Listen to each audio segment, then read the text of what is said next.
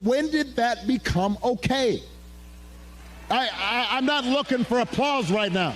I want to ask Republicans out there, people who are conservative, who didn't vote for me, who didn't agree with me on it. I had friends who disagreed with me on every issue. When did that become okay? Former conservative radio host Charlie Sykes is the latest Republican to say that's not okay and endorse Vice President Kamala Harris in the 2024 election. The Republicans who have thrown their support behind Harris include former Congresswoman Liz Cheney and more than 200 former Bush, McCain, and Romney staffers. But they do not represent the majority of their party by far. This week, Senator Mitt Romney, who was forced to run to safety during the January 6th riot, said that he would not be endorsing the vice president in order to maintain his voice in the GOP. Despite writing an op-ed defending Springfield, Ohio from Trump's xenophobic lies, the state's Republican governor, Mike DeWine, still plans to vote for the Republican ticket. And even though Vice President Dick Cheney has come out against Trump and endorsed Harris, George W. Bush has not. As Susan Glasser writes in The New Yorker, the signature disappointment of this election is not so much the shock of the MAGA thousands cheering Trump at his rallies, but the quieter awfulness of those who knew better and facilitated his return anyway. Joining us now to talk about all of that is Charlie Sykes, former longtime conservative radio host in Milwaukee, Wisconsin, now an MSNBC contributor and Kamala Harris endorser, Susan Glasser, staff writer at The New Yorker, and McKay Coppins, Atlantic staff writer and author of Mitt Romney, A Reckoning. Charlie, I want to start with you. And at one point in your endorsement on air of Kamala Harris, you said it might feel good, it might feel warm and fuzzy to write in George Washington on the ballot, but George Washington is not on the ballot this time. Can you talk a little bit more about the difference you see between Republicans who say they won't vote for Trump and those who come out and actually endorse Kamala Harris? Yeah, this is the big divide. It's between those who still have that muscle memory of partisanship, who want to stay at the table in the room, who want to stay relevant, who know that Donald Trump is not fit for office, but cannot bring themselves to endorse a Democrat. And the point that I'm making there is that at some point you have a moral obligation to make a choice. If you regard Donald Trump as a real danger to our constitutional republic, there's only one way to keep him from getting back into office. So this is not a normal election. And I guess that's the point that I'm trying to make to conservative centrist voters. This is not Bob Dole versus Bill Clinton. This is not Dukakis versus Bush. This is not about right versus left or about policy difference. I'm going to disagree with Kamala Harris on a lot of different policy issues. But the crisis is posed to the nation by the prospect that a man like Donald Trump will get back into office. Somebody who is a convicted felon, somebody who's been found liable for sexual assault by a jury, someone who tried to overturn a peaceful election, who incited a mob to attack the Capitol, who botched a massive pandemic, who is running on an agenda of pure bigotry.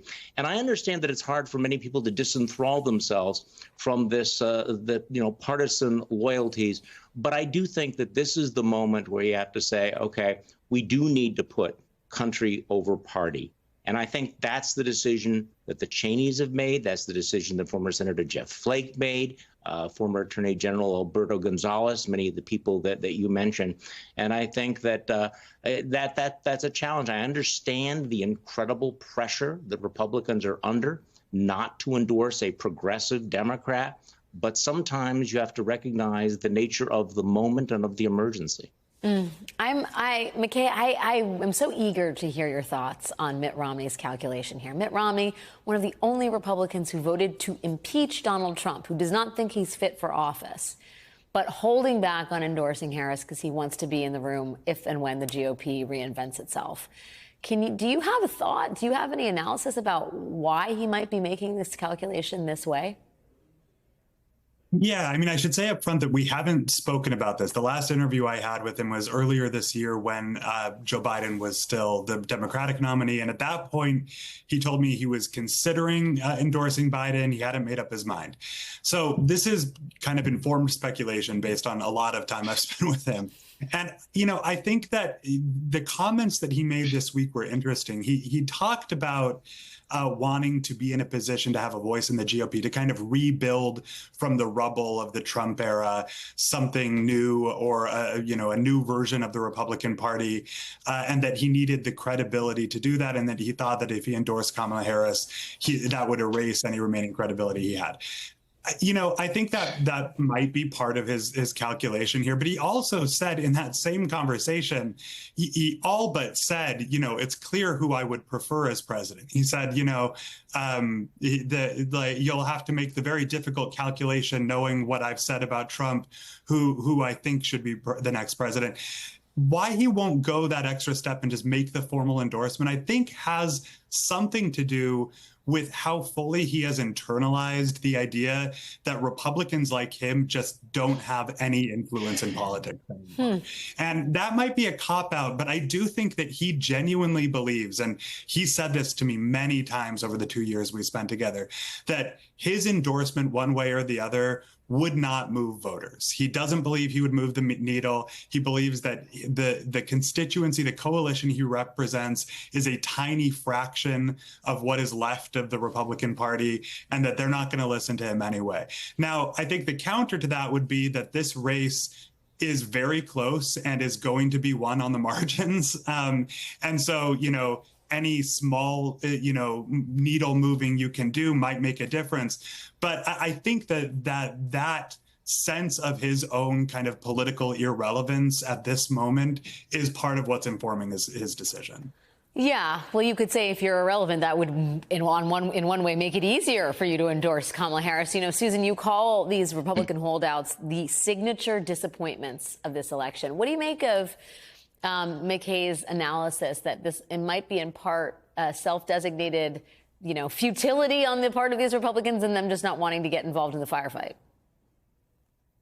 We're 9 years into this, Alex, and I have to say it's pretty exhausting and kind of dispiriting to hear that kind of rationalization at this point, 9 years into the Trump era. It's never too late to do the right thing, but it's pretty tiresome to hear people who are retiring or retired already, who have absented themselves from positions of power. I'm thinking of, some former very senior Republican officials, in addition to Romney, we can list their names, who I've heard the very same argument from. Well, nobody cares what I think anyways, or, if I endorsed the Democrat, that would actually just turn off voters. Okay, great. Well, then the stakes are low for you to do what you think is the right thing. So it's kind of exhausting to hear that when so many of the people who worked for those Republicans have stood up at some personal cost to themselves and, just come out and said what they think is right for the country. But I think the broader point right now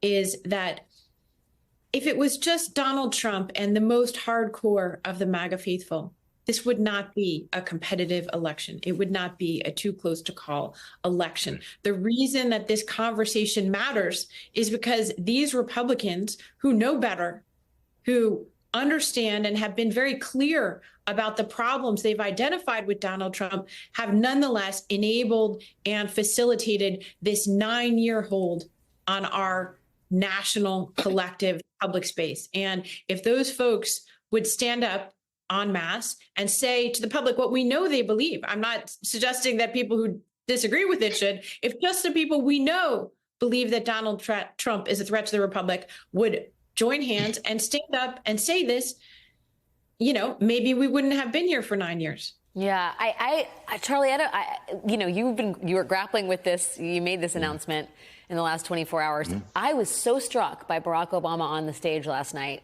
Not speaking, I think, off of teleprompter. He got choked up. I mean, it almost sounded like he was going to cry for a moment there when he's basically begging the Republicans he used to know with whom he disagreed, but who know better, not to just stand idly by.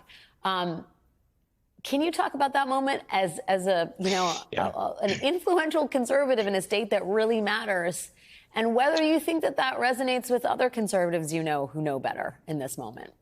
Well, I would say formerly influential, but I think that it goes to the memory of saying, remember who you used to be. Yeah. Because all of us here are old enough to remember when certain things would not have been acceptable. The raw bigotry would not have been acceptable. Paying hush money to a porn star would not have been acceptable. The character of someone like Donald Trump would not have been acceptable to the Republican Party. And so he's asked a question that I think has haunted a lot of us. How has this country changed? How did we become this? Because Donald Trump fundamentally has not changed. What changed was the Republican Party, their willingness to shred their values, to abandon their principles in order to go along with him. And I think that there's that moment where you say, we always weren't like this. This is not who you want to be. This is not who you used to think that you were. And it helps immensely when someone like a Liz Cheney or a Dick Cheney or an Alberto Gonzalez stands up and says, look, we are also conservatives. And we're willing to do something. We understand that it's hard for you to vote for somebody like Kamala Harris. You may not know her, or you may have, heard her through the filter of right-wing media. But trust us, this is a choice that you can make. And I know the term, permission has been overused. But when each one of them does this and says you don't have to abandon your values, you have to remember what your values were. So on the margins, it would make a difference. In Wisconsin, there's a tiny sliver of undecided voters. Most of them, it turns out, based on the recent Marquette poll, are independents and Republican-leaning voters who I think are very Trump skeptical. And when they see people stand up and say, look, I share your views on the border, on crime. I share your views on a variety of issues. You don't have to change those principles. But this is not what the election is about. It does make a difference.